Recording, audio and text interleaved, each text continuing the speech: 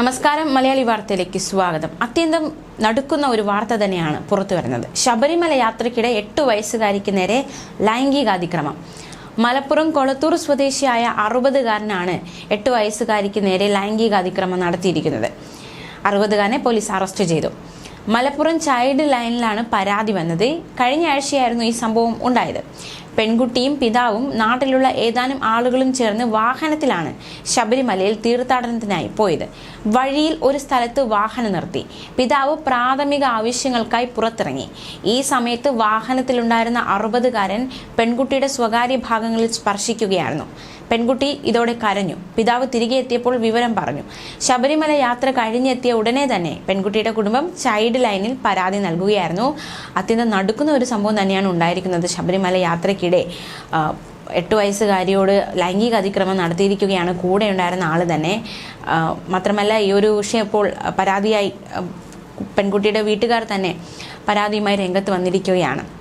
അതേസമയം ശബരിമലയുമായി ബന്ധപ്പെട്ടുള്ള മറ്റു വാർത്തകൾ നോക്കാം. മണ്ഡലകാലത്ത് ഇതുവരെ ശബരിമലയിലെ നടവരവുമായി ബന്ധപ്പെട്ടുള്ള കണക്കുകൾ പുറത്തു വന്നിട്ടുണ്ട്. Thiruvithamkoor Devaswom board president PS പ്രശാന്താണ് ഈ കണക്കുകളുടെ വിവരങ്ങളൊക്കെ പത്രസമ്മേളനത്തിലൂടെ അറിയിച്ചത്.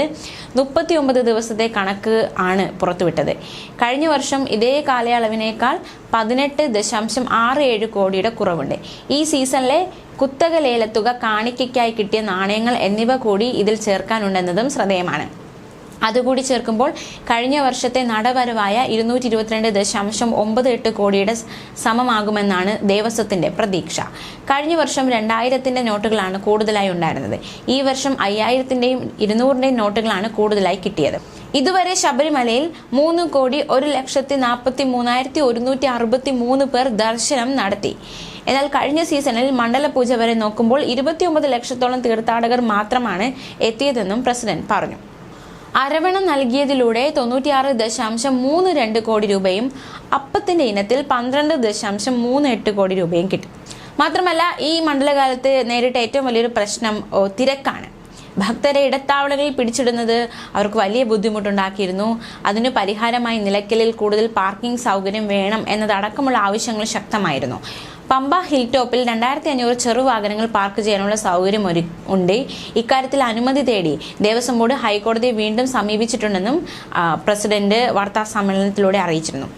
വലിയ 2000 വാഹനങ്ങൾ പമ്പയിൽ പാർക്ക് ചെയ്യാൻ സാധിക്കുമെന്നാണ് പ്രസിഡന്റ് ഈ ഒരു വാർത്താ സമ്മേളനത്തിലൂടെ അറിയിച്ചത്.